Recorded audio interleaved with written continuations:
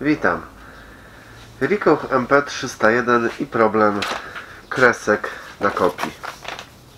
Jeżeli Wasza maszyna robi takie kreski i jest to za każdym razem, a przebieg jest zbliżony do, powiedzmy sobie, 90 000 kopii, jest to objaw zużycia elementów w zespole grzejnym, czyli tak naprawdę wałek grzejny, wałek dociskowy, separatory, termistory, być może łożyska. 145 000 wymieniacie bęben, co kolejne 45 000, czyli 90 000 wymieniacie bęben i elementy sekcji grzejnej.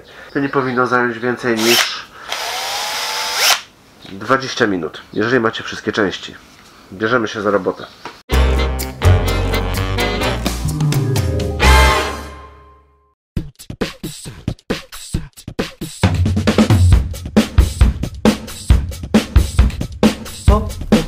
Tom lele lulu mayang tom lele lulu mayang tom lele lulu mayang tom lele lulu mayang tom lele lulu mayang.